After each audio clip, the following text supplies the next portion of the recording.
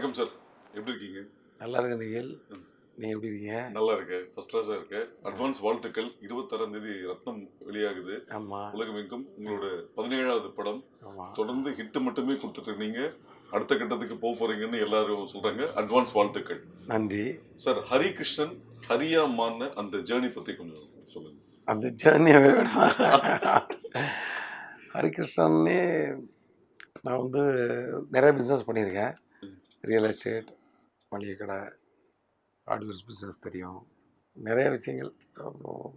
அது இல்லாமல் சின்ன சின்ன வேலைகள் நிறையா செஞ்சுருக்கேன். ஸோ அங்கேருந்து சினிமாவுக்கு வரணும்னு டிசைட் பண்ணும்போது நம்ம சினிமாவுக்குன்னு ஒரு பேர், சில பேர் வந்து வேறு ஒன்று மாற்றக்கூட செய்வாங்க. எனக்கு மாற்றுறதுல விருப்பம் இல்லை பெருசாக.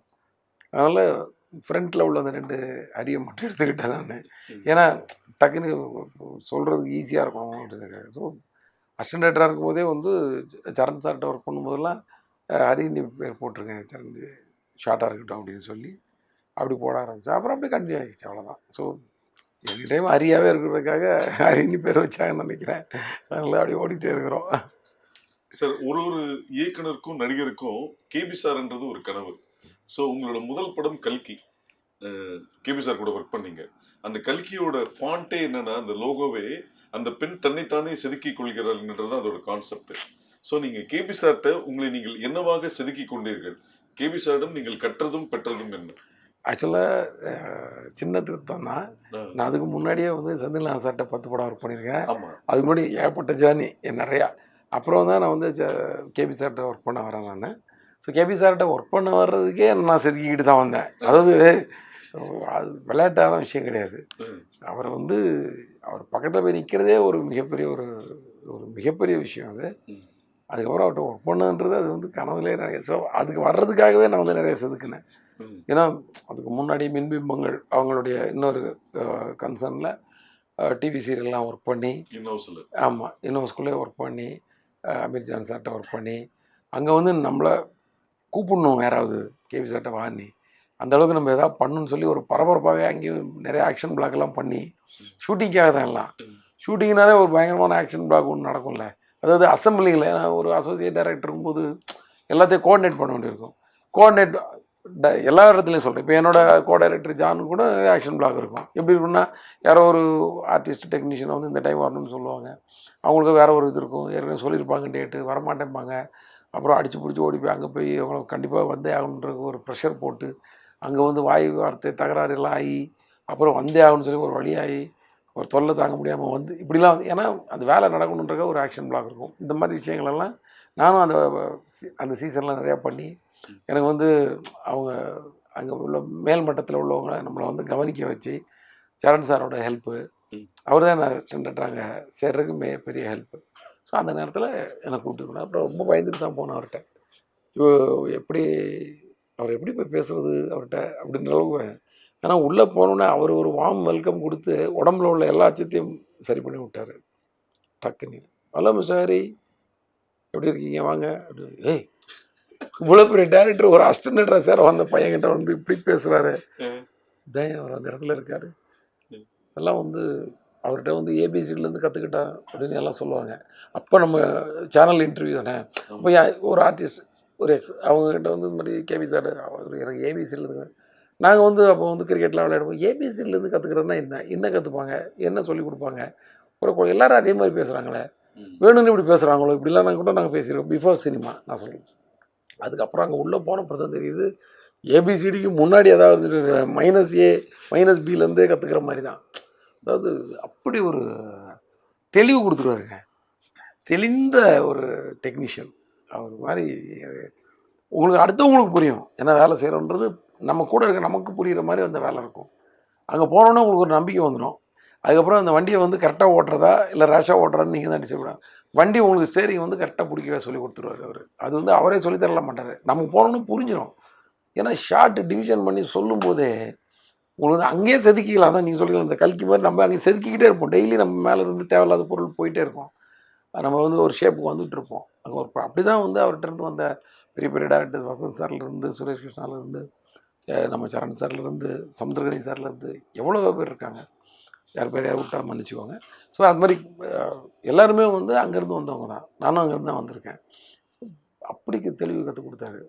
ஒரு நாள் வந்து ஒரு ஒரு கேட்டு வந்து ஏதோ ஒரு தூரத்தில் கார் வர்ற ஷாட்டு, அந்த கேட்டு வந்து ஏதோ திறந்து வச்சு ஏதோ சம்திங் அவர் வந்து ஏய் மூடுப்பா அப்படின்னாரு. அப்போ சேர்ந்த ஒரு வாரத்துக்குள்ளே இருக்கும்னு நினைக்கிறேன். மூடு மூடு மூடு அப்படின்னாரு. மூடி சரின்னு ஒன்று டேரக்டர் சொன்னால் சரின்னு மூடிட்டேன். நான் முதல்ல நான் என்ன நினச்சேன்னா இந்த கார் வர்றது தெரியணுமன்றக்காக திறந்து வைக்கணுமோ, கார் உள்ளே வரணுமோ. பட் அவருக்கு ஷாட் வந்து முதல்ல கேட்டு மூடி இருக்க மாதிரி ஏதோ ஷாட் இருக்கும் போல இருக்குது. அதுக்கப்புறம் எனக்கு கூப்பிட்டாரு. ஷாட்டு முடிஞ்சு அடுத்த ஷாட்டு சொன்னேன். அது அந்த டிஸ்டர்பன்ஸில் வச்சு எடுக்கணும்னு நினச்சிட்டு இருந்தேன். அதனால தான் மூட சொன்னேன். அது அவர் சொல்லவே தேவையில்லை எனக்கு. அந்த அந்த கேட்டு கம்மிகளுக்கு நடுவில் அப்படி அந்த ட்ராக் அது வண்டி வந்துட்டு இருக்கமே எடுக்கணும்னு நான் நினச்சிட்டு இருந்தேன்ப்பா. அதனால தான் மூட சொன்னேன். எனக்கு அப்படியே ஒரு மாதிரி இப்படி ஒரு டெக்னீஷியன் 100 படம் பண்ண டெக்னீஷியனுக்கு வந்து ஒரு அசிஸ்டன்ட் டைரக்டர்கிட்ட இந்த விளக்கம் சொல்லணும்னு நினைக்கிறதெல்லாம் வந்து எவ்வளோ பெரிய விஷயம். அதனால முதல்ல இந்த பெரிய இடத்துல இருக்கிறவங்களாம் வேறு லெவலில் இருப்பாங்க. பெரிய பொசிஷனில் இருக்காங்களே இன்றைக்கும் நம்ம சூப்பர் ஸ்டாராக இருக்கட்டும், உலக நாயகன் இவங்கெல்லாம் வந்து பக்கத்தில் போய் பார்த்தீங்கன்னா அவங்க அனுபவமே வேறு லெவலில் இருக்கும். நிச்சயமாக. நான் யானை டைமில் போய் கமல் சாரை போய் பார்க்க போனாங்க. ஒரு இது பார்த்துக்கோங்க. கரெக்டாக விக்ரம் ரிலீஸ் ஆகிருக்கு அப்போது. சரியா நான் வேறு ஒரு விஷயமா அவரை போய் பார்த்துட்டு நானும் அருண் சார் எல்லாம் போவோம். மாப்ஸ்லாம் போனோம். போகும்போது கீழே நாங்கள் போகும்போதே கீழே சார் வந்தார் அந்த நேரத்தில். ஸோ ஒன்றா பேசிட்டு லிஃப்ட்டில் ஏறணும். எனக்கு என்ன ஒரே பயம்னா விக்ரம் பார்த்தியான்னு கேட்பாரு, நம்ம பார்க்கல. எப்போதுமே அது ஒன்று இருக்குது தெரியுமா, ஒரு பார்க்கலன்றது வந்து ஒரு அதுவும் ஒரு விக்ரம் சூப்பர் ஹிட்டாக போயிட்டுருக்கு. அது பார்க்க எனக்கு என்ன என் படத்தோட ஃபைனல் ஒர்க்கில் இருக்கேன். ஸோ இப்போ வந்து அவர் கேட்குறாரு, அருண் சார் சொல்லிட்டு இருக்காரு சார் அப்படின்னு சார் படம் அப்படின்னு நான் அமைதி அப்படின்னு நின்றுருக்கிறேன். நீங்கள் பார்த்தீங்களா அப்படின்னாரு. இல்லை சார் பார்க்க வாய்ப்பு கிடைக்கல. ஓகே அவரை விட்டார், அப்படி பார்க்கலன்னு சொல்ல விட்டார். அப்புறம் அந்த மீட்டிங்லாம் முடிஞ்சு மேலே போயிட்டு ரிட்டர்ன் ஆகும்போது சொன்னார், நீங்கள் பார்த்துருக்க மாட்டீங்கன்னு எனக்கு தெரியும், இவ்வளோ வேலையை வச்சுட்டு ஃபைனல் ஒர்க்கில் இருக்கோம், ஒரு படம் பார்க்குறதுக்கான வாய்ப்பு இல்லை இப்படி சொல்கிறாருங்க அவர். நான் ஒருவேளை நான் இதுக்கு போய் சொல்ல வேண்டிய அவசியம் இல்லை, சங்கோச்சப்படுவாருன்னு சொல்லிட்டு ஆமாம் சார் பார்த்தேன்னு சொல்லியிருந்தீங்கன்னு வச்சுக்கோங்க. அது எவ்வளோ பெரிய பொய்யா இருக்கும். முதல்ல அவர் ஒருத்தனை பார்த்த உடனே கண்டுபிடிச்சிட்டாரு பாருங்க. என்ன ஒரு நாலேஜ், என்ன ஒரு அது மாதிரி ரஜினி சார் அவர் நின்றுக்கிட்டே தான் கதை கேட்பார், இல்லை நின்றுக்கிட்டே நம்மகிட்ட பேசுவார். நம்ம எழுந்து ஐயே நீங்கள் நான் நிற்பேன் அப்படியே நீங்கள் உட்காருங்கன்ட்டு அது எவ்வளோ சின்ன தான் அவங்கள உட்கார வச்சுட்டு இவர் நின்றுட்டுருப்பார். இப்போ அந்த சின்ன பொசிஷன் தான் நான் சொல்ல ஒரு சின்ன டெக்னீஷியனாக இருக்கலாம், அதை தான் சொல்கிறேன். சின்ன ஆள் பெரிய ஆள்னா அப்படி சொல்லலை, நான் ஒரு டெக்னீஷியன். இப்போ அவங்களும் எழுந்துச்சிருக்கும் போது அவர் கண்டுக்காமல் அப்புறம் அவர் உட்கார்றப்ப அவங்க உட்காந்தா விடலாமே, நோ யூஸ் யூஸ். அதே மாதிரி படம் ஏதாவது போட்டு பார்க்க போனால் கூட வெளியிலலாம் நிற்க விட மாட்டார் ரஜினி சார். இப்போ நம்ம படம் ஒன்று பார்க்க வராரு அப்படின்னா நமக்கு தெரியும் அவருக்கு பிடிக்காதுன்னு, அவர் ஜஸ்ட்டு ரிசீவ் பண்ண வந்தேன் சார், இல்லை நான் நிற்க மாட்டேன் ஓடிடுவோம். நிற்க விட மாட்டார் யாரையுமே. உங்களுக்கே தெரிஞ்சிருக்குன்னு நினைக்கிறேன். தெரியும். உங்களுக்கு நான் ஞாபகம் தான் படுத்துறேன். இதெல்லாம் வந்து எவ்வளோ பெரிய சரி அவங்க வெளியில் சும்மா நிற்கட்டும், அவங்க படம் நிற்கிறாங்க, நம்ம உள்ள படம் மாதிரி எனக்காக யாரும் வெயிட் பண்ணக்கூடாது, வேஸ்ட்டாக வெயிட் பண்ணக்கூடாது. அவங்கெல்லாம் தான் அந்தந்த இடத்துல இருக்கிறாங்க. அதுவும் அவங்க 2 பேருமே வந்து கேபியோட படைப்புன்றது மிகப்பெரிய ஒரு ஏன்னா பயங்கரமான ஒரு ஃப்ளாஷ்பேக் கதையெல்லாம் எடுத்துட்டு ஐயோ இங்கே பேசுறதுக்கே அவ்வளோ இன்ட்ரெஸ்டாக இருக்கு. சார் இப்போ கேபி சாரை தொடர்ந்து உங்க நண்பர் சரணோட 3 படங்கள் அமர்க்களம், பார்த்தேன் ரசிகன், அல்லி அர்ஜுனா, அந்த எக்ஸ்பீரியன்ஸ் என்ன? இல்லை இப்போ சரண் சார்கிட்ட வந்து அது வேலை மாதிரியே இல்லை, அது வந்து ஒரு பயங்கர ஒரு ஜேர்னி. அது அந்த வாய்ப்பெல்லாம் வந்து யாருக்குமே கிடைக்குமா எனக்கு தெரியல. நான் ஏற்கனவே அசிஸ்டன்ட் டைரக்டர் ஜாப்பை வந்து அவ்வளோ இன்ட்ரெஸ்ட்டாக என்ஜாய் பண்ணி பண்ணுவேன். அதுவும் ஒரு சரண் சார் வந்து முதல்ல ஒரு நண்பராக அறிமுகமாகி என்னோட கல்கியில் நான் ஒர்க் பண்ணும்போது என்னுடைய சீனியராக ஒர்க் பண்ணி நிறையா கைட் பண்ணுவார், நிறையா ஐடியா கொடுப்பாரு. அப்புறம் அவர்கிட்ட நான் வந்து ஒரு டைரக்டராக ஒர்க் பண்ணும்போது எனக்கு அந்த ரிலேஷன்ஷிப் இருக்கு இல்லையா, ரொம்ப ஸ்ட்ராங்காக இருக்கும். எங்களுக்கு ஒரு ஃப்ரெண்ட்ஷிப்பும் இருக்கும், ஒரு டைரக்டர்ன்ற ரெஸ்பெக்ட் இருக்கும், ஒரு ஃப்ரெண்டுன்ற உரிமை இருக்கும். ஆமாம், நீங்கள் தான் கூட நீங்களே ஃப்ரெண்டுங்கிற உரிமை இருக்கும். அதே சமயத்தில் டைரக்டர்ன்ற அந்த ஒரு பிரமிப்பு இருக்கும். அவர் வந்து அவருடைய டைலாக்ஸு, அவருடைய மேக்கிங் ஸ்டைலு இதெல்லாம் பார்க்கும்போது அது ஒரு இன்ட்ரெஸ்ட்டு. நான் வந்து முழு மூச்சாக அந்த படத்தில் வந்து பின்னி எடுத்துடணும் வேலை செஞ்சு. நம்ம வந்து படமே இன்னும் 2 வருஷத்துக்கு பண்ணிடக்கூடாதுன்னு முடிவு பண்ணிட்டேன் நான் சரண் சார். ஏன்னா நான் அந்த வேலையை நல்லா என்ஜாய் பண்ணி பண்ணேன். அந்த நேரத்தில் தான் நிறைய கதைகள் கூட பண்ண முடிஞ்சுது. அவர் கூடவே தான் இருப்பேன் நான். இப்போ எங்களோட ஜேர்னியை டிஸ்கஷன் டைமில் பீச்சில் போய் வாக் பண்ணுவோம். வாக் பண்ணிக்கிட்டே தான் கதை பேசுவோம். அப்புறம் சரவணபவனில் வந்து ஒரு காஃபி சாப்பிடுவோம். போகும்போது பால் குடிச்சிட்டு போவோம்னு நினைக்கிறேன். அப்புறம் காஃபி சாப்பிடுவோம். வாக்கிங் முடிச்சுட்டு வந்து அங்கேயே கதை பேசுவோம். அவங்க அப்படியே கொஞ்சம் ரிலாக்ஸாக 10 நிமிஷம் உட்காரும்போது நான் வீட்டுக்கு போய் மீன் வாங்கிட்டு வருவேன் பக்கத்தில் அங்கே. ஏன்னா அது ஒரு மாதிரி காலம். ஸோ அப்புறம் வந்துட்டு திருப்பி 8 மணிக்கு ஆஃபீஸ் கிளம்பி 8:30 மணிக்கெல்லாம் ஆஃபீஸ் போயிடுவோம். உட்காந்தோன்னா நைட்டு எப்போ முடியுன்னே தெரியாது டிஸ்கஷன் அப்படி போயிட்டுருக்கோம். நல்ல ஆரோக்கியமான சண்டைகள் நடக்கும் டிஸ்கஷன் டைமில். நான் கொஞ்சம் நிறையா அவர்கிட்ட சண்டை போட வேண்டிய அவசியம் இருக்காது. ஏன்னா என் கருத்து ஒரு கருத்து நிறையா செட் ஆகும். நான் வந்து கொஞ்சம் எங்களுக்கு நல்ல ஒரு இது இருக்கும், ஒரு பேரலாக ஒரு ஐடியா கரெக்டாக ஒர்க் அவுட் ஆகும். அதனால் ஆர்குமெண்ட் தான் இருக்குமே தவிர சண்டை மாதிரி வராது. கேமராமேன் வெங்கடேஷ் வந்து நல்லா சண்டை போடுவார். ஆமாம், அது மாதிரி ஆர்குமெண்ட்டு பயங்கரமாக வேணும்னே ஸ்பின் பண்ணி விடுவார் பாலை. அது ஒரு நேற்று வரைக்கும் வேறு மாதிரி பேசுனீங்க, இன்னைக்கு போய் அவருக்கு கோவம் வரும். அவருக்கு சரண் சாருக்கு கோவம் வந்தால் கூட ரொம்ப டீசெண்டாக இருக்கும்.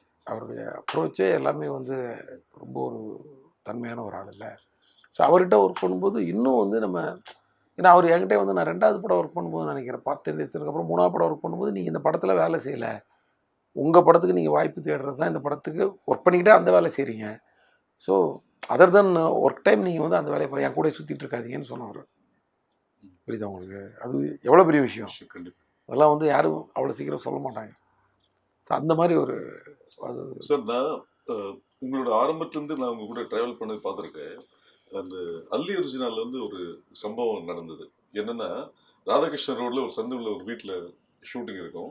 6 மணிக்கு பேக்கப் ஆனோடனே சரண் சார் வந்து நாளைக்கு எடுக்க போகிற சீன் உங்ககிட்ட பேசிட்டு அவர் கிளம்பிடுவார். நீங்கள் வந்து ப்ரொடக்ஷன் மேனேஜர்கிட்ட நாளைக்கு ஆர்டிஸ்ட் டெக்னீஷியன் எல்லா லிஸ்ட்டு கொடுத்துட்டு எக்ஸ்பிளைன் பண்ணிட்டு இருக்கும்போது கரெக்டாக 5:30 மணிக்கு 2 பைக்கில் 3 பேர் வருவாங்க. வந்தோடனே முடிச்சதுக்கப்புறம் அந்த 3 பேர் கம்பெனிலேருந்து காஃபி டீ கூட குடிக்க மாட்டாங்க. ஸோ நீங்கள் முடிச்சதுக்கப்புறம் ப்ரொடக்ஷன் மேனேஜர் நீங்கள் அந்த பைக்கில் ஏறிட்டு உங்களோட படம் டிஸ்கஷனுக்கு போயிடுவீங்க. ஸோ அந்த உழைப்பு தான் இன்னைக்கு இந்த அளவுக்கு கொண்டு வந்திருக்குன்றது வந்து நான் கண் கூட பார்த்துருக்கேன். ஸோ சரண் சார் சொன்ன மாதிரி அப்பயே நம்ம வந்து எப்படி டைரக்ட் பண்ண போறோம், நம்ம வந்து கதை பண்ணி வச்சிருவோன்ற அந்த ஃபயர் உங்ககிட்ட இருந்ததை நான் பார்த்தேன். அதுக்கு என்ன இன்ஸ்பிரேஷன் உங்களுக்கு? இன்ஸ்பிரேஷன் தான். நமக்கு எப்படியும் வந்து தனியாக ஒரு டைம் கிடச்சி உட்காந்து கதை பண்ணால் நம்மளே வந்து சும்மா உட்காந்தா தூசு ஓவராக அடைஞ்சு போயிடும். நீங்கள் ஒரு உங்கள் மொபைலே வச்சுட்டு காலையில் வச்சுட்டு சாயங்காலம் வந்து பாருங்கள், மேலே தேய்ச்சிங்கன்னா கொஞ்சம் அழுக்கெல்லாம் வரும். அது மாதிரி நம்ம சும்மா உட்காந்தோன்னா இதாகிடும். வேலை செய்யாமல் உட்காந்துட்டு நான் கதை பண்ணி உட்காந்தா சும்மா உட்கார மாதிரி ஆயிரும். இதுதான் நான் என்னோட ஸ்டூடெண்ட்ஸும் சொல்லுவேன். இப்போ ஒர்க் பண்ணிக்கிட்டே நீங்கள் கதை பண்ணுங்கள், அதுக்கு ஒரு டைம் எடுத்துக்கோங்க. நீங்கள் தான் ஒதுக்கி ஆகணும். நீங்கள் தான் உங்கள் தூக்கம் 8 மணி நேரம் தூங்காதீங்க, 5 மணி நேரம் தூங்க, அந்த 3 மணி நேரத்தில் கதை பண்ணுங்கள். சீக்கிரமாக குளிங்க, 1 மணி நேரம் குளிக்காதீங்க, 10 நிமிஷத்தில் குளிச்சுட்டு அந்த 50 நிமிஷத்தில் கதை பண்ணுங்கள். எனக்கே ஒரு நாள் டைரக்டர் வெளியூர் எப்படியோ நான் இப்படியே இருந்துட்டு இருப்போம். வெளியூர் ஒரு 5 நாள் போகிறப்போ அந்த 5 நாள் லீவாக கன்வெர்ட் பண்ணிக்கிட்டு ஆஃபீஸில் என் ஆஃபீஸில் உட்காந்து ஒர்க் பண்ணுங்கள். என் ஆஃபீஸில் நம்ம ஸ்டூடெண்ட்ஸ் எல்லாம் சேர்ந்து ஒவ்வொருத்த கதையை பேசிக்கோங்க. அது மாதிரி பண்ணலாம்ல. தனியாக நான் வந்து கதை பண்ணுறேன்னு சொல்லி லீவ் விடாதீங்க. உங்கள் மனசே தூசு அடைஞ்சு போயிடும். ஏன்னா வேலை செஞ்சுட்டு ஆடிய கால்களும் ஓடிய கால்களும் வந்து நின்னாச்சுன்னா அப்புறம் வந்து அது வந்து அப்படித்தானே உங்களுக்கு நமக்கு மனதளவில் நம்ம வந்து சும்மா இருந்தால் ஒரு ஐடியல் டெவில்ஸ் ஒர்க் ஷாப்பா அது மாதிரி ஒன்று சொல்லுவாங்க. அந்த மாதிரி ஒரு மாதிரி மைண்டு வந்து துருப்பிடிச்சி போயிடும் அப்படின்னு நான் சொல்லுவேன். அதுதான் நான் அன்றைக்கி கடைப்பிடிச்சது. நம்ம எல்லா டைரக்டர்ஸ்கிட்ட ஒர்க் பண்ணும்போது நம்ம இப்போ ஒர்க் பண்ணுறது தான் ஒர்க்கு. ஐ மீன் இப்போ கேதர் பண்ணுறது இப்போ பண்ணுறது தான். அதுக்கப்புறம் நமக்கு வந்து பெயின் தான்றது தெரிஞ்சிருச்சு. ஏன்னா நம்ம டேரக்டர்ஸ் போடுற அவஸ்தை, நான் ஒர்க் பண்ண எல்லா டேரக்டரும் பெயின்ஃபுல்லாக ஒர்க் பண்ணவங்க தான். செந்தில்நாத் சார்லாம் வந்து காலையில் வந்து ஒரு 2:30 மணி 3 மணிக்கு பேக்கப் பண்ணி ஒரு 3-3:15 வீட்டுக்கு வருவார். வந்துட்டு எப்போ படுப்பாரு தெரியும், காலைல 5:30 மணிக்கு வெளியே வந்து நிற்பார். குளிச்சு ரெடியாகி விபூதி போட்டு சாமி கும்பிட்டுட்டு அடுத்த ஜேர்னி ஆரம்பிச்சிடும். ஒரு நாளைக்கு 2 ஷூட்டிங் 3 ஷூட்டிங் இப்படி போயிட்டுருக்கும். ஸோ அந்த உழைப்பெல்லாம் வந்து உங்களுக்கு அப்படிலாம் பணம் கூட தேவையில்லை. ஆனால் ஒரு படத்தை கமிட் பண்ணிவிட்டு அதை கரெக்டாக முடிச்சு கொடுக்கணுன்றக்காக அவங்க வந்து ஹார்ட் ஒர்க் பண்ணது. அது மாதிரி ஒவ்வொரு டேரக்டர்ஸ்லேயும் ஒவ்வொரு ஸ்பெஷாலிட்டி இருக்கும். நான் அந்த மாதிரி ஒவ்வொரு ஸ்பெஷாலிட்டி. ஸோ இதெல்லாம் வந்து உங்களுக்கு வந்து அந்த பெயின்ஃபுல்லாக தான் அந்த லைஃப் இருக்க போகுது. அங்கே போய் உட்காந்துட்டு நீங்கள் ரூம் போட்டலாம் அப்போ டிஸ்கஸ் பண்ணி கதை பண்ண முடியாது. அதுக்கப்புறம் ஒரு வாய்ப்பு கிடைச்சப்பறம் தான் நீங்கள் கதை பண்ண முடியும். வாய்ப்பு கிடைச்சதுக்கப்புறம் நீங்கள் உட்காந்து ஓடுறதுக்கு தான் டைம் சரியாக இருக்கும்.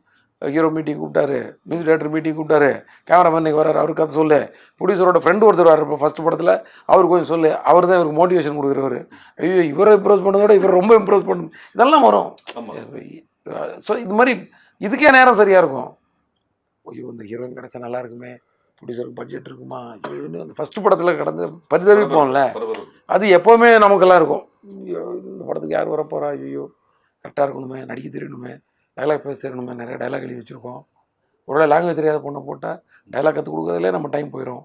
அப்புறம் பர்ஃபார்மன்ஸுக்கு டைலாக் கற்றுக் கொடுத்து வர்றதுக்குள்ளே சீன் முடிஞ்சு போயிடும். அப்போ நம்ம காம்ப்ரமைஸ் பண்ணி ஷார்ட் எடுக்கணும். இப்படி நிறைய விஷயங்கள் கடந்து நம்ம போராடிக்கிட்டே இருக்க போகிறோம். இது மாதிரி ஆர்ட் டிபார்ட்மெண்ட் எடுத்து அது ஒரு போராட்டம், காஸ்டியூம் எடுத்து அது ஒரு போராட்டம், லொக்கேஷன் போராட்டம், மேனேஜர்ஸ்கிட்ட போராட்டம், இப்படிதான் இருக்க போகுது. ஆனால் இதுக்கு முன்னாடி நீங்கள் ஷோல்டரில் சுமக்கிறப்போ, தலையில் சுமக்கிறதுக்கு ஒரு டைரக்டர் இருக்காரு, தோளில் சுமந்துட்டு இருப்பீங்க உங்கள் வேலையை. அது வந்து கொஞ்சம் கம்மி, மண்டையில் சுமக்கிறத விட. அந்த நேரத்தில் தான் நீங்கள் கதை பண்ண முடியும். அந்த நேரத்தில் நீங்கள் உங்களோட படையை வந்து நல்ல சேனையை வந்து திரட்டி வச்சுக்க முடியும். அந்த டைம் தான். அதனால தான் நான் வந்து கேபி சார்ட்ட ஒர்க் பண்ணோன்னே, நான் ஆக்சுவலாக வந்து ரொம்ப முன்னாடியே படம் பண்ணுறதால எனக்குலாம் வாய்ப்பு கூட கிடச்சிது, கதை சொல்கிறதுக்கெலாம் வாய்ப்பு கிடச்சிது. நான் அவாய்ட் பண்ணிட்டேன் அந்த டைமில். நான் வந்து ஒரு 93 வள்ளிலாம் ஒர்க் பண்ண டைம்லலாம் கூட எனக்கு வந்து நிறைய என்னோடய ஃப்ரெண்ட்ஸ் நிறைய பேர் கதை சொல்ல போவாங்க. இப்போ நிறையா கம்பெனியில் கதை கேட்பாங்க தெரியுமா, க்யூவில் உட்காந்து கதை சொல்லலாம். எல்லாம் அப்படி இருந்துச்சு நிறையா.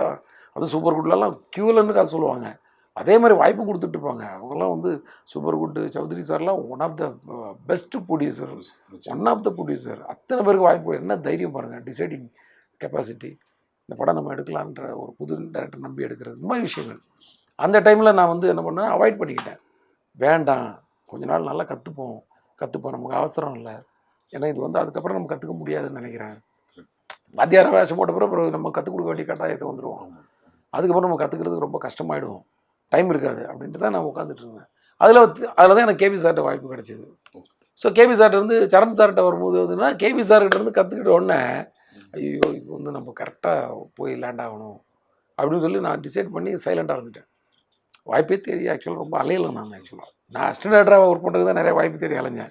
டைரக்டர் வாய்ப்புன்றது எனக்கு ரொம்ப கொஞ்சம் சுலபமாக கிடச்சின்னு கூட சொல்லலாம். ஏன்னா நான் பெரிய டைரக்டர்ஸ் கூட, பெரிய ஹீரோஸ் கூட, பிரசாந்த், சிம்ரன், இந்த காம்போவில் நான் ஒர்க் பண்ணிகிட்டு இருந்தேன், பார்த்தேன் ரைசன். ஸோ அவங்களாம் பேசும்போது வாட் நெக்ஸ்ட் சார் அப்படிலாம் ஒரு ஃப்ரெண்ட்லியாக பேசும்போது, உங்களுக்கு இப்படி ஒரு சீன் எப்படி இருக்குது சிம்ரன், இந்த மாதிரி ஒரு சீன் எப்படி இருக்குது, ஓ எஸ் வெரி நைஸ், நைஸா பிரசாந்த், இப்படிலாம் அவங்களுக்குள்ள பேசிட்டு இப்படி வந்து எனக்கு இதுக்கெல்லாம் வந்து இதெல்லாம் எப்படி நடந்துச்சுன்னா, சரண் சார்ன்ற ஒரு மனிதர் அவர் நண்பனாக இருந்ததுனால தான். இல்லை இன்னொருத்தராக இருந்தால் இவ்வளோ ஈஸியாக நம்ம எல்லார்ட்டும் பழக முடியாது. பரத்வாஜ் சார்கிட்ட என்ன ஹரி என்ன பண்ணுறீங்க, அடுத்து என்ன பண்ண போகிறீங்க, எவ்வளோ நாள் ஒர்க் பண்ணுறதா உத்தேசம், சார் நீங்கள் தான் எனக்கு மியூசிக் பண்ணு இப்படி சொல்லுவீங்க, அப்புறம் ஓடி போயிருவீங்க நீங்கள் அப்படி, சார் இன்றைக்கே டியூன் போடுவோம் சார் அப்படின்னு ஏதாவது ஒரு ஜாலியாக இப்படி இந்த காம்போவில் தான் நான் போய் படம் பண்ணேன். இதில் எனக்கு சரண் சாரும் சேர்ந்து சப்போர்ட். நான் வந்து டைலாக் எழுதி தரேன், வேணா யூஸ் மை நேம் அப்படின்னு. பட் அவருக்கு டைலாக் எழுதுறதுக்கு வாய்ப்பு அந்த டைம் கிடைக்கல. அவர் அப்போது வேறு ஒரு படத்தில் பிஸியாக இருந்ததுனால எண்டில் வந்து என் பேரை போடாதீங்க, அது தப்பாயிடும், ஏன்னா என்னால் உட்கார்றதுக்கு டைம் இல்லை அதில். ஏன்னா நான் எழுதியிருந்தேன்னா பேர் போடலாம், ஒரு ரஃப் வெர்ஷன் கூட எனக்கு பண்ணுறதுக்கு டைம் இல்லாமல் போச்சு. நம்ம ஆரம்பிக்கும் போது அப்படி ஆரம்பித்தோம், அதனால் இப்போ போட்டிங்கன்னா தப்பாக இருக்கும் அப்படின்னு அவரே சொன்னார். ஸோ நானே தான் எழுதிட்டேன், அது அப்படியே போயிடுச்சு. ஸோ அது ஒரு ஹெல்ப் மாதிரி தான் பண்ணுறேன். அது எவ்வளோ பெரிய ஹெல்ப்பு, என் நேமை யூஸ் பண்ணிக்கோங்கன்னு சொல்கிறதெல்லாம். ஸோ அந்த மாதிரி தான் என்னோடய ஃபஸ்ட்டு படம். அதில் தேவான மூவிஸு, துரை சார் வந்து நமக்கு வந்து ஒரு காட்ஃபாதர் மாதிரி தான் அவர். இது கொஞ்சம் விளக்கமாக ஏன் நான் சொல்கிறேன்னா, நிறைய பேருக்கு யூஸ் ஆகலாம். ஏன்னா நான் மை இண்டியான்ற ஒரு படத்தில் ப்ரொடியூசர்கிட்ட சண்டை போட்டு ஓடினவன் நான் படத்தில் இருந்து, பாதி படத்தில் இருந்து. அதுக்கு காரணம் என்ன வேணாலும் இருக்கலாம், எனக்கு தான் பயங்கரமாக ட்ருன்னு இருப்பேன்ல நான் வேலையில். ஸோ ஏதோ ஒரு இஷ்யூ சண்டை போட்டு ஓடி போட்டேன். ஒரு வாரம் கழிச்சு என்ன குமார் சார் ஆஃபீஸில் பார்க்குறாரு. அவர் என்ன பிரதர் ஏதாவது ஒரு விஷயம் சொல்லிங்கன்னா உடனே ஓடிடுவீங்களா, வந்து வேலை செய்யுங்க பிரதர் அப்படின்னு அவர் உரிமையோட சொல்கிறாங்க. ஒரு ப்ரொடியூசரு, அவர் எவ்வளோ கிரேட் பாருங்கள் அவர். ஸோ அதுக்கப்புறம் போய் ஒரு கொஞ்ச நாள் ஒர்க் பண்ணேன். அதுக்குள்ளே எனக்கு வேறு ஒரு ஒர்க் கிடச்சி போய்ட்டு அதுக்குள்ளே படமும் முடிஞ்சிருச்சு அந்த படம். ஆனால் அந்த படம் போய் ஒர்க் பண்ண ஆரம்பித்ததே ஒரு பாதியிலேருந்து தான் நினைக்கிறேன். Alex Pandian sir director. So அப்படி ஒரு எக்ஸ்பீரியன்ஸு. அவர் என்னன்னா அவர் கணிக்கிறார் பாருங்க, அடுத்து எனக்கு அவர் வாய்ப்பு கொடுக்குறாரு. பாதியில் ஓடி போனோம் நான். ஏன் ஓடி போனேன், அதான் அவரோட ஏன் ஓடி போனான்னு எனக்கு தெரியும். என்ன காரணத்துக்காக அவனுக்கு அந்த கோவம் வந்துச்சுன்னு எனக்கு தெரியும். அவர் தான் சொன்னார், கோவம் இருக்கிறவனுக்கு தான் சொரணம் இருக்கும், சொரணம் இருக்கவன் தான் வேலை செய்வான். அதை தான் நான் பிடிச்சிக்கிட்டேன். எல்லார்ட்டையும் நான் அதை சொல்லுவேன், நான் ஸ்ப்ரெட் பண்ணுவேன் நல்ல விஷயங்களை. உங்கள் கோவத்தை வந்து வேலைக்காக வெயிட்டிங்கில் வைங்க, உங்கள் கோவத்தை வேஸ்ட் பண்ணிடாதீங்க, தேக்கி வைங்க. உங்கள் வேலை வரலாம் அதில் காட்டுங்க. உங்கள் வேலையில் நீங்கள் கோவத்தை காட்டினா வேறு யாருக்குமே கோவம் வராது, வேலைக்காக தான் கோவப்படுறான்ட்டு. கரெக்டாக? இதே நீங்கள் உங்கள் கேரக்டரை நான் கோவப்படுற கேரக்டர் காட்டிங்கன்னா உங்களை பார்த்தா எவனும் மதிக்கவே மாட்டான். பட் உங்கள் வேலைக்காக வந்து சீக்கிரம் நடக்கணுன்றக்காக, அந்த வேலையை நல்லா செய்யணுன்றக்காக நீங்கள் ஒரு கோவப்பட்டீங்கன்னா அவங்க வந்து வேலை அது வந்து இதை வச்சுக்கோங்கன்னு நான் நிறைய பேருக்கு என்னால் முடிஞ்ச இதை சொல்லுவேன் கருத்து. ஏன்னா எங்கள் தேவான ப்ரொடியூசர் சார் சொன்னாங்க, நல்ல விஷயங்கள் எங்கேருந்து வேணாலும் வருங்க. ஒவ்வொருத்தர்கிட்ட ஒன்று ஒன்று வரும். எனக்கு அவர் தான் வாய்ப்பு கொடுத்தாரு. வாய்ப்பு மட்டும் கொடுக்கல. அந்த படம் அவரே ஒரு கிரியேட்டிவ் ப்ரொடியூசர் தான். ரொம்ப வந்து இன்வால்வ் ஆகி பண்ணுவார் எல்லா படத்துலையும். என்கிட்ட ஃபஸ்ட் டே ஷூட்டிங் தூரத்தில் வந்து பார்த்தாரு. குமார் அண்ணங்கிட்ட சொல்லிட்டாரு மேனேஜர்கிட்ட, நான் இந்த படத்துக்குள்ளே வரமாட்டேன், அவங்க பண்ணட்டும் அப்படின்ட்டு. அது சொன்னது வந்து எனக்கு இன்னும் பெரிய பொறுப்பாயிடுச்சு, ஜாஸ்தி ஆயிடுச்சு. சரி, அவர் வந்து ஷூட்டிங் ஸ்பாட்டெல்லாம் வந்து கொஞ்சம் நம்மளை வந்து இது பண்ணுவார் போல இருக்குன்னு பயந்துட்டு தான் இருந்தேன் நான், உண்மையை சொல்கிறேன். ஆனால் அவர் அது மேலே எதுவுமே ஒரு கேள்வி கேட்கல, அவ்வளோ சப்போர்ட்டு அது. ஸோ எவ்வளோ பேர் ஒருத்தருடைய வெற்றிக்கு வந்து எத்தனை பேர் துணையாக நிற்கிறாங்க பாருங்கள். இந்த மாதிரி தான் ஒவ்வொருத்தர் ஒவ்வொன்றும் கற்றுக்கிட்டு ஒன்று ஒன்று இது மாதிரி நான், அதாவது அந்த அசிஸ்டன்ட் டைரக்டர் ஜாப்பை வந்து ஒரு என்ஜாய் பண்ணி அங்கேருந்தே ஒரு ப்ரொடியூசர் எனக்காக தயாராகி, நான் அந்த ப்ரொடியூசருக்காக தயாராகி என்னை வந்து ஒரு 2 ஹவர்ஸில் ஒரு கதையை கேட்டு கன்ஃபார்ம்னு சொல்லி உடனே போய் ஒரு எல்லா ஆர்டிஸ்டையும் பார்த்து கன்ஃபார்ம் பண்ணி, பரத்வாஜ் சார், அது எல்லா டெக்னீஷியன், பிரியன் சார் ஏற்கனவே அசிஸ்டன்ட் டைரக்டராக இருக்கும்போதே அவரை நான் வந்து ஃபாலோ பண்ணிகிட்டு இருந்தேன். நான் வந்து சேரன் சார் படத்தில் வந்து நானும் சேரன் சார் ஒரு சாங் எடுக்கிறக்காக டெல்லி போனோம். அப்போ பிரியன் சார் வந்திருந்தார். ஏன்னா இப்படி ஒரு ஒர்க் பண்ணிகிட்ருக்காரு, இவ்வளோ இன்ட்ரெஸ்ட்டாக ஓடி இது பண்ணி ஒரு பயங்கரமாக இருக்காருன்னு சொல்லி அவரோட ஃபேன் ஆகிட்டேன் நான். ஸோ அவரை பார்க்கும்போதெல்லாம் எங்கேயாவது அடிக்கடி மீட் பண்ணுவேன், அவர்கிட்ட ஏதாவது ஒரு கதை சொல்லுவேன், சீன் சொல்லுவேன், சாங் சிச்சுவேஷன் சொல்லுவேன். நான் சொல்கிறது படம் பண்ணுறதுக்கு முன்னாடி. அப்போ அதில் வந்து மைனஸ் ப்ளஸ் எல்லாம் சொல்லுவார். ஸோ ஃபஸ்ட்டு படம் பண்ணும்போது ஒரு பண்ணணும்னு நினைப்பேன். ஆனால் நான் வெங்கடேஷ் கூட தான் போகிறதா பிளான் பண்ணியிருந்தேன். அப்படி தான் இருந்துச்சு அந்த தருணம். ஆனால் அவர்கிட்டே ஒர்க் பண்ணணும்னு ஆசைப்படுவேன், இப்படி இருந்துச்சு. அதுக்கப்புறம் அவர் ஃபஸ்ட் படத்துக்கு அவரே வந்தார். ஏன்னா வெங்கடேஷ் வந்து சரண் சார் படத்தில் பிஸி ஆகிட்டார் அந்த ஜெமினியில். ஸோ நான் வந்து பிரியன் சார், அப்போ அடுத்த சாய்ஸ் எனக்கு பிரியன் சார் தானே ஒர்க் பண்ணேன். அவர் பிரியன் சார் வந்து வேலையில் வந்து ரொம்ப டார்ச்சர் பண்ணுவார். அதாவது நாங்கள் வந்து எல்லோரும் நினைப்பாங்க 15 படம் ஒன்றா ஒர்க் பண்ணியிருக்காங்க, ரொம்ப ஒற்றுமையாக இருந்துப்பாங்க போல இருக்கு ஸ்பாட்லன்னு. நிறையா சண்டை தான் போடுவோம் நாங்கள். அதுதான் எனக்கு ரொம்ப பிடிக்கும். அதுதான் சொல்லுவேன், கதிர் ஆர்டிஸ்டர் நம்ம வந்து வேலைக்காக சண்டை போடுற வரைக்கும் அது வந்து 6 மணிக்கு மேலே கிடையாது. 6 மணிக்கு மேலே நீங்கள் சண்டை போட்டால் தான் அது ரிஃப்ளெக்ட் ஆகும். வேலையில் சண்டை போடுறது அது இந்த சண்டைன்றது வந்து ஒரு ஆர்கியூமெண்ட், ஹார்ஷ் ஆர்கியூமெண்ட்ஸ், அவ்வளோதான். சண்டைன்ற கத்தி எடுத்துகிட்டு அந்த சண்டை ஹார்ஷ் ஆர்கியூமெண்ட்ஸ். நான் டைரக்டர், நான் சொன்னது தான் எல்லாம் செஞ்சாகணுன்றதெல்லாம் வந்து அப்படி கிடையாது. அது வந்து கன்சிடர் பண்ணணும், இது பண்ணணும். அவங்களுக்குன்னு ஒரு உரிமை இருக்குது, அவங்களுக்குன்னு எல்லா டெக்னீஷியனுக்கும் இருக்குல்ல, எல்லாத்தையும் நம்ம இம்ப்ளிமெண்ட் பண்ணணும். அப்படி தான் நாங்கள் ஒர்க் பண்ணோம். பட் இன்றைக்கி அவரை மிஸ் பண்ணுறோம். எவ்வளோ பெரிய கிரேட் ஒரு.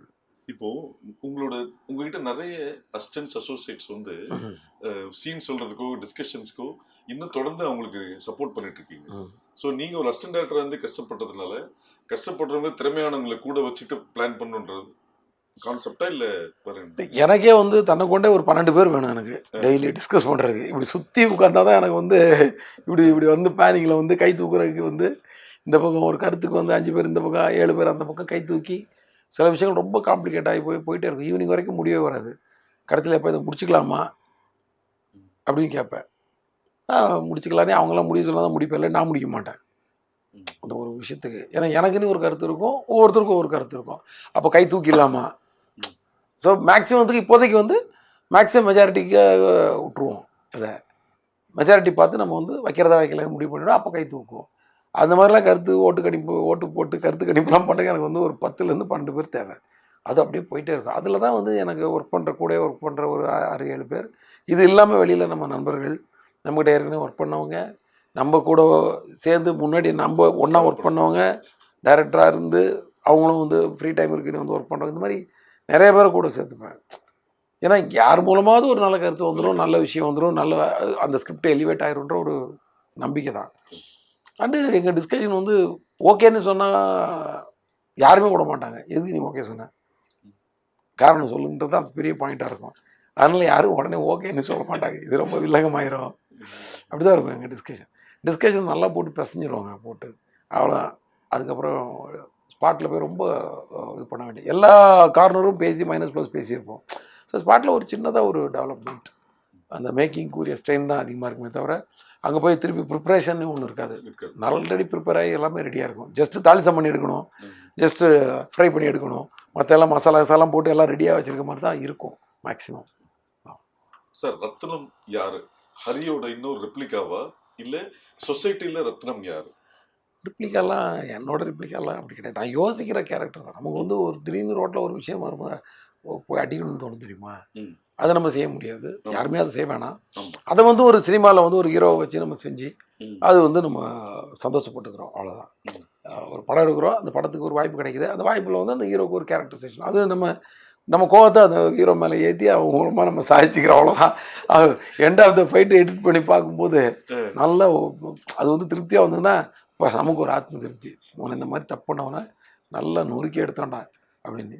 ஏன்னா இன்னைக்கு வித்தியாசமாக மக்கள் கெட்டு போய் கிடக்குறோம், எல்லாரும் சேர்த்து தான் சொல்லணும், என்னையும் சேர்த்து தான் சொல்லணும். நான் ஒரு இடத்துல பார்க் பண்ணால் அதான் கரெக்டாக நடன்னு எனக்கு ஒரு இடம், நான் இன்னொருத்த பார்க் பண்ணால் அவன் தப்பாக பண்ணுறான்னு ஒரு ஜடம், இந்த மாதிரி இப்படி வந்து எல்லாரும் மனசும் வந்து ஒரு கசாமுசாய் போய்டும். தான் 60% எல்லாம் கெட்டு போயிட்டோம், ஒரு 40% மக்களால் தான் நாடு நல்லா போயிட்டுருக்குது. ஸோ இப்போ இந்த 60% கெட்டு போச்சுன்னு சொல்கிறத விட ஒரு மாதிரி கன்ஃபியூஸ் ஆகி கிடக்கிறோம், எது கரெக்டு தப்புன்னு.